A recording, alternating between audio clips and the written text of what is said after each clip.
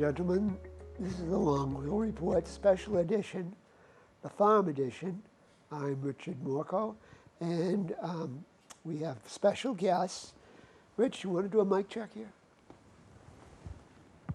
I gotcha.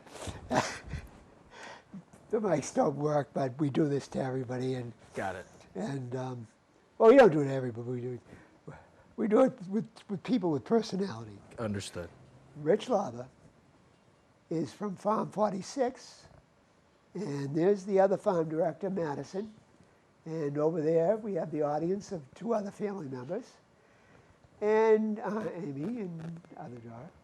And we're going to talk about the most important pig farm in Charlton.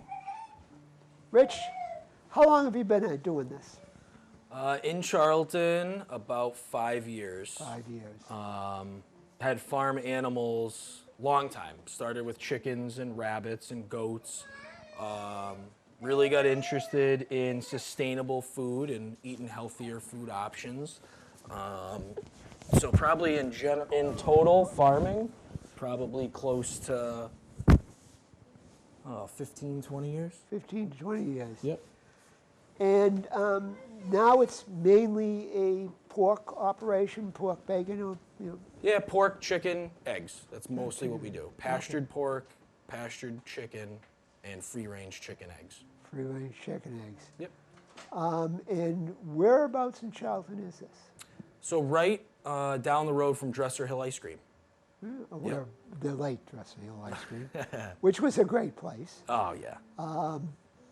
And I know how I know of you is I also do some newspaper writing, and I met Rich at the Westbrook Field Winter Farmers Market and did an article about him, and learned about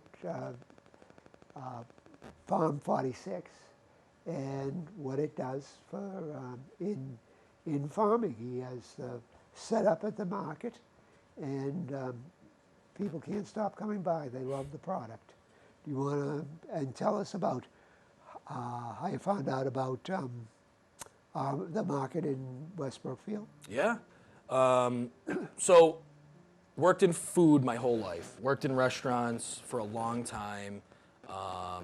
Went to culinary school, and when I was in culinary school, I worked at a small Japanese restaurant, did a stage, so I was pretty much working there for free, but learning while I was there. It was a Japanese restaurant called Ibisu, E-B-I-S-U, and it was a Japanese restaurant that had no sushi. So it was amazing. I learned so much about dashi and about healthy eating, and they had some pork there that was absolutely outstanding. And learned more about it, and come to find out it was this breed called Berkshire pork. Fell in love with it. Already had some farm animals, decided to expand a little bit. Did some research, read a book called You Can Farm by Joel Salatin. I've heard of it. And something in that book that he wrote was start now. Start with whatever you can. Lived on a little postage stamp of a property on a lake in Shrewsbury. And we just got more and more animals over time, and then met my wife, and we said we gotta move and expand a little bit.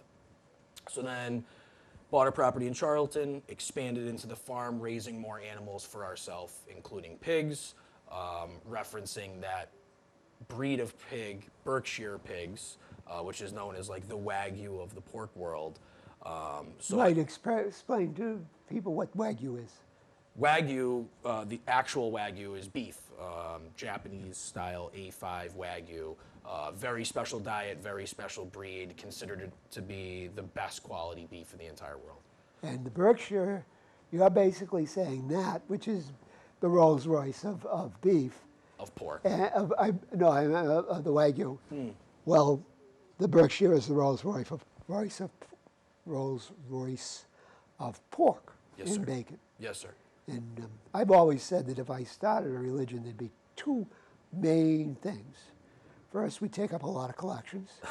And second, bacon would be a sacrament. And good bacon, and I can attest you have good bacon, is one of the great pleasures, culinary pleasures And Ibisu, where Yes. is that still in business? Yep, still in Providence. Where? In Providence. Yep. Oh, okay. Yep. And they did pork Yes. the way you want pork done. And they utilize Berkshire too. Yes. Yep. And they honored that animal. That's They honored really what about that cuisine is all about, is honoring that animal and minimal fat usage. So it was really special. Learned a lot about it. So met someone that really became a mentor for me. His name was Dave Sears up in Pepperell, Clover Luck Farm. He was really my mentor and learned everything about him, about raising pigs from him and doing it as natural as possible, on pasture, outside, no barns, just letting the pig be a pig, root and do its thing. So then we were doing this, and family and friends said, this stuff is unbelievable, you have to share this with people. So then I started looking for some local farmers markets, and I stumbled across Timber Yard Brewery in East Brookfield, and that's where I met Tamsin of the Bread Box Company, and Joy from Joy of Beans. Had no idea what I was doing. I just showed up with coolers full of pork and was ready to sell stuff.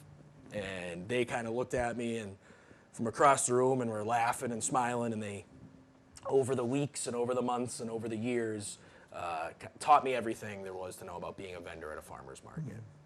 And then they introduced me to West Brookfield Winter Farmers Market, going back to your original question, where our relationship really grew, met more and more farmers, and then we've just expanded and expanded and have done a lot of different markets and lots of different events to this point. And when did you get into the Charlton Farmers Market? So we started that last year through the Charlton Grange. Met a great group of guys that were members of the Charlton Grange.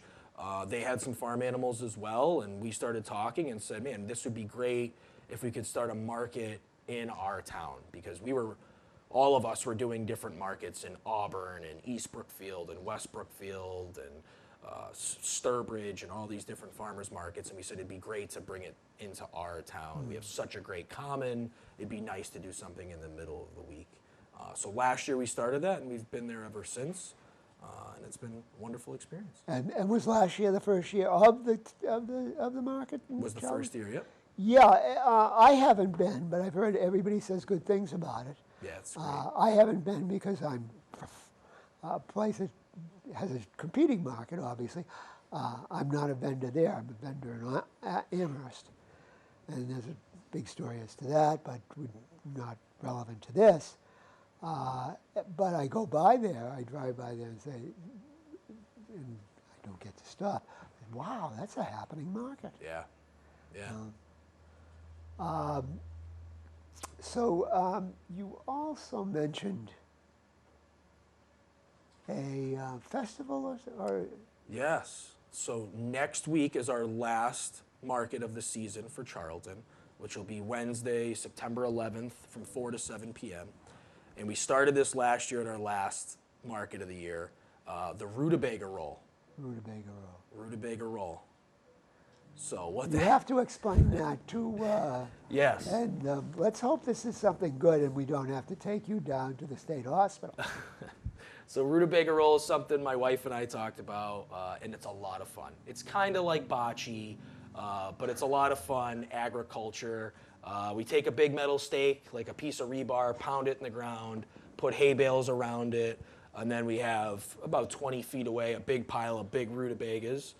And everybody takes turns grabbing a rutabaga and rolling it down the grass, and whoever gets closest to the pin wins. So it's like bocce. It's like bocce. Yeah. Yeah. Has anybody tried to expand this? Is anybody thinking of turning pro at the Rutabaga Roll? I don't know if we've gotten that big yet. Okay. We also started doing something called the turnip toss for kids The turnip toss. with little turnips as well. You like that type of vegetable, I take it. Okay, I see that. Rich did mention that to me well before the show, and I was like, I gotta hear about this. So it's at the next market, and the market is 4 to 7? 4 to 7, yes, sir. 4 to 7. So next Wednesday, if you're in town, you want to be at the market for the rutabaga roll. Because this could be, if you participated, and anybody can participate. Yeah, yeah. If you participated and you do well, it could be your chance. I mean, the Paris Olympics are gone. So I don't know where they're holding the Olympics next time, but this could grow, and this could be your chance to be in a household word in sports. So come by and participate in the rutabaga roll. Lots of fun. It's. Did you do this last year? Yeah, yeah. Okay, so it's not something they're just doing right this year. The second annual Second rutabaga roll. annual, and making this put another thing to put help put Charlton on the map. Absolutely. So tell us more about the farm and the kids and everything. Sure. So my wife, her name's Amy, and we have 2 daughters, Madison and Charlotte. We met Madison. Yes, already. very briefly before she ran off. And we introduced you, and nobody confused you. I know. So tell us. So Madison's 3 and Charlotte is 1. Both of them, everybody, very involved in the farm. Madison has finally stopped breaking the eggs when she collects a bunch of eggs from the chicken coop. That took a long time to break that habit, but now she's actively collecting and keeping them whole and washing eggs as we go. But she has a great time, her and her sister Charlotte. All our chickens are free range, so 2 different pens or coops, and we open them up in the morning and they go running wild all over, and my daughters chase them around and have a ball with all of the animals. So. How many acres do you have? 8 acres, very small. 8 acres. Yep. And when you say free range, Mm-hmm. now last night, see, I have chickens. Last night we had a visitor.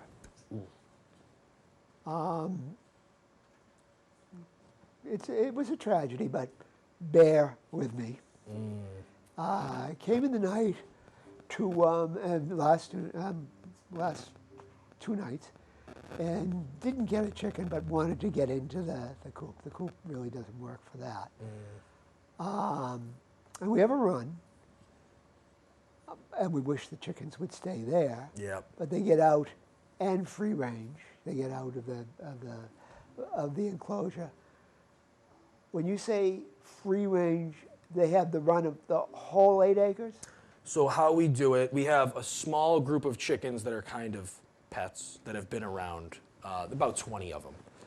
And those are kind of Madison's chickens. And those we open the coop door, smaller coop for them, and they just do their thing, run all over the place and do their thing.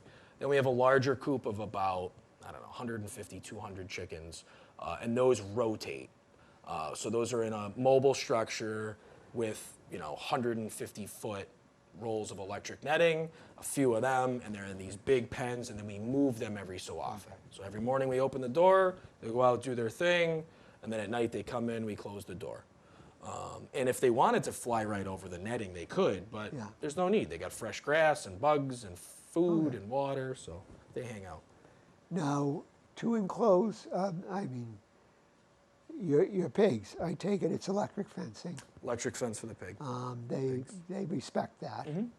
And is it one set of, as the rest of the 8 acres, are they all enclosed in one set of fencing? Or do you move the pigs around for rotational grazing? Exactly. So we practice rotational grazing. So we do 1/4 acre paddocks, roughly. So it's 3-wire electric fence, and there's gates in there with little mobile house structures, 3-sided structures with 55-gallon drums for water and rubber tubs for feed. And about every 2 weeks, we move batches of 6 pigs onto a new paddock and keep moving them through the different paddocks. And you get young pigs, I take it. Yep. You're not mating sow and boar. No, we tried, and we had a small breeding program for a while, but we're not set up for it. We don't have any barns. Everything we do is mobile structures and keep moving them onto fresh pasture to keep the ground regenerating and keep the grasses Right, coming. right. So we don't have any of these big structures or big infrastructure. So we did some farrowing on pasture for a while, and it was successful. But we don't have the infrastructure to keep animals around year-round like that.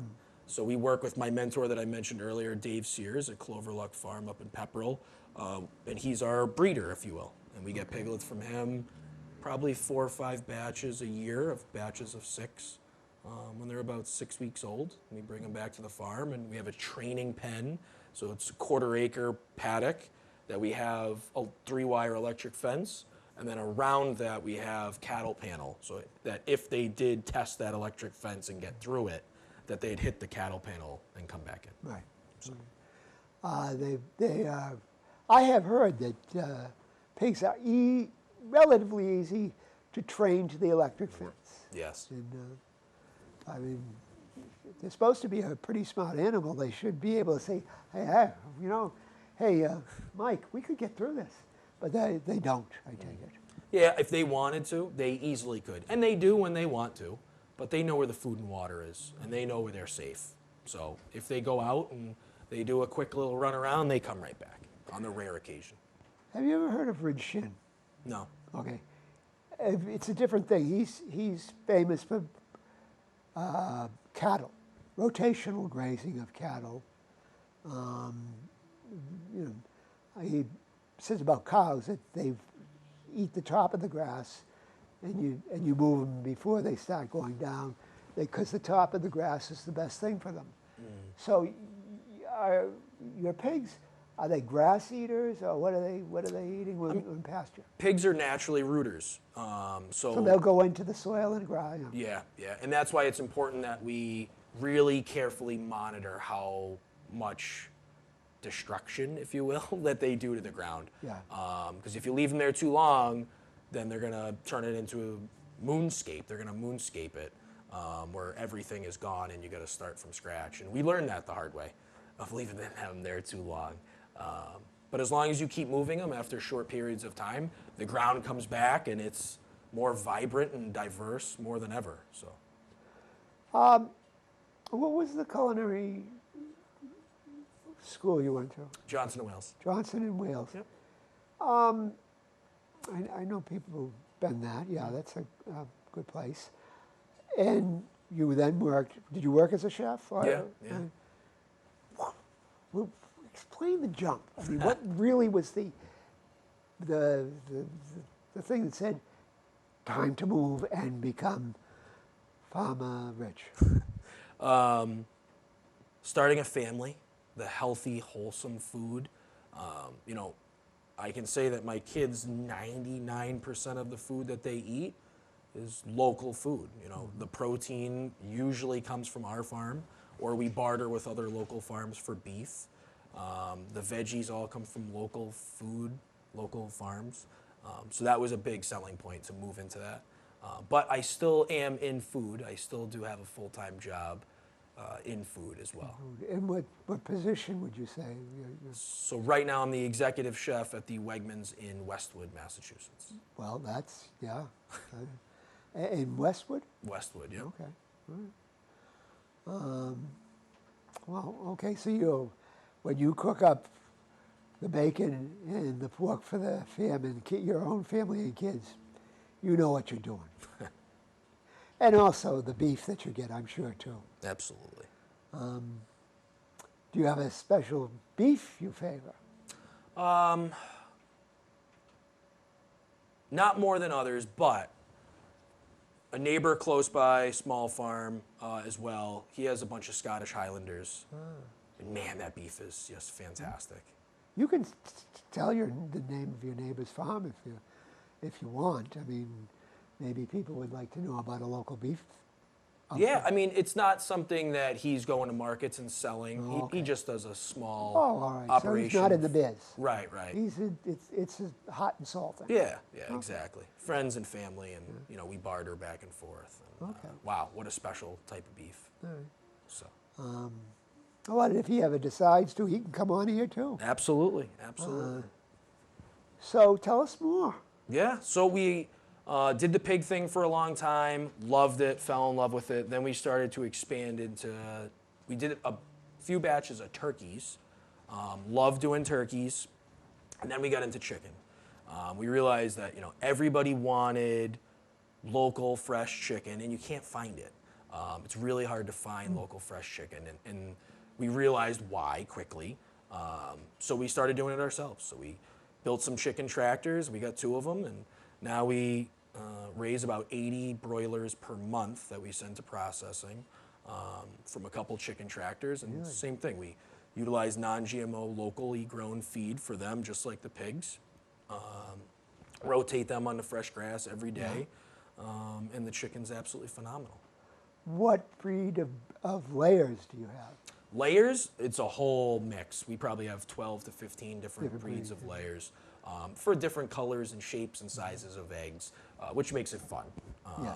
You open a dozen eggs and it's cool to see blue and green Yes. and dark brown and white and light brown. So all sorts of different breeds, layers. And for the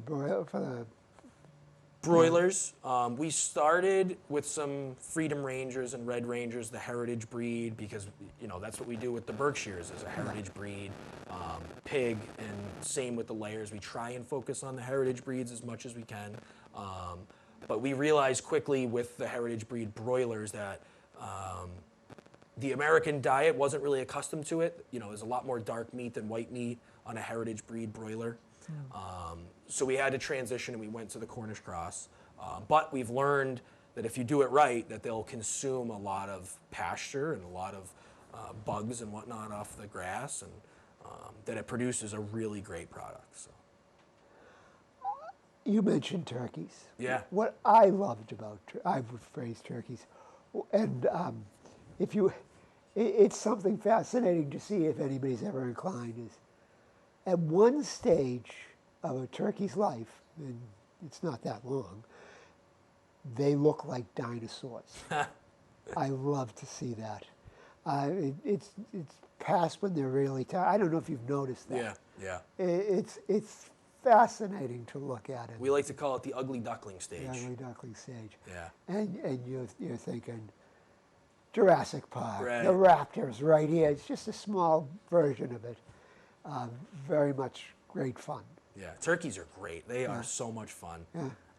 Someday we'll do them again. It was a lot to do turkeys and everything else on top of Yeah, full-time someday job. I hope to too. Ugh. And people say they're stupid. I mean, their SATs aren't great, but they figure out a lot of stuff. Yeah, they are fun.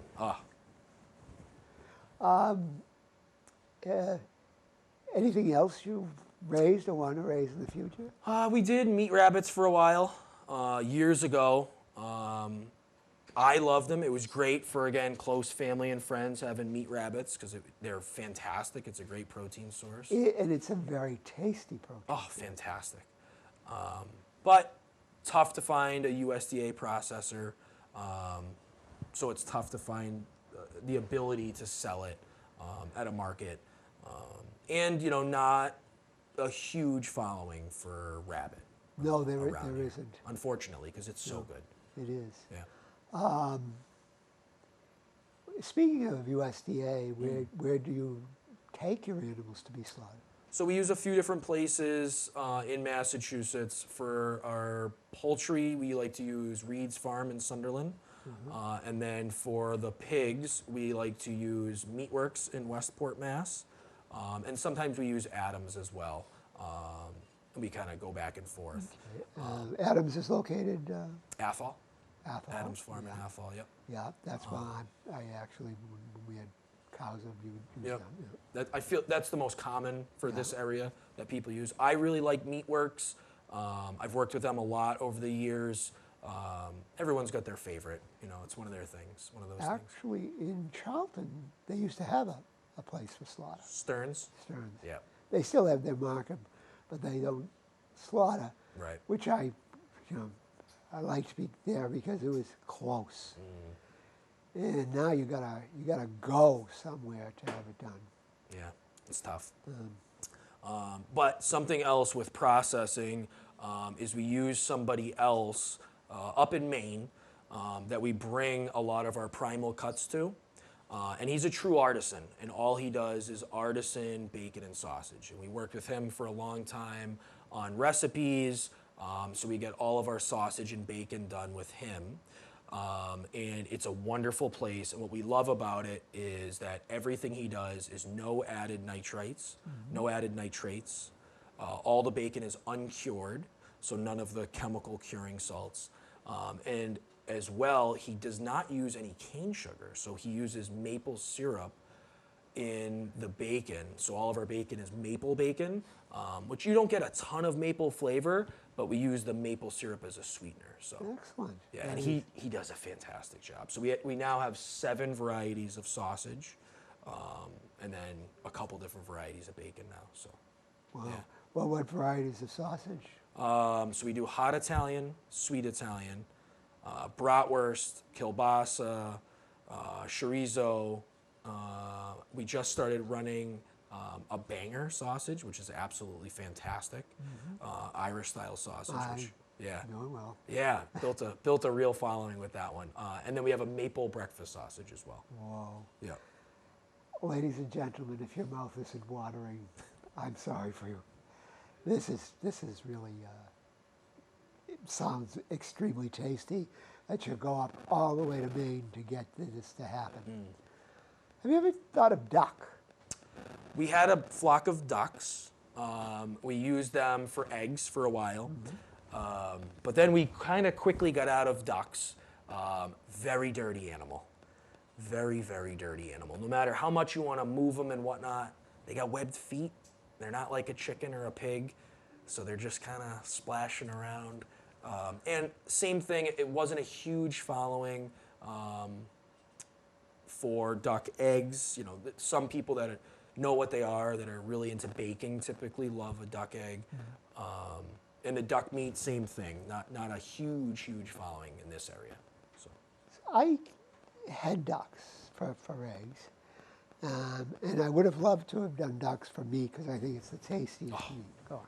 duck fat is just. But I had it all moving on grass. And did you have it in kind of in marshy areas? Or? I mean, I No. know they like that. Yeah, the problem is we had about 30 or 40 of them. And we did the same thing. We were moving them on paddocks and grass. And we put a water tub out there, but they kept dumping the water. And they'd be in the water and making a mess.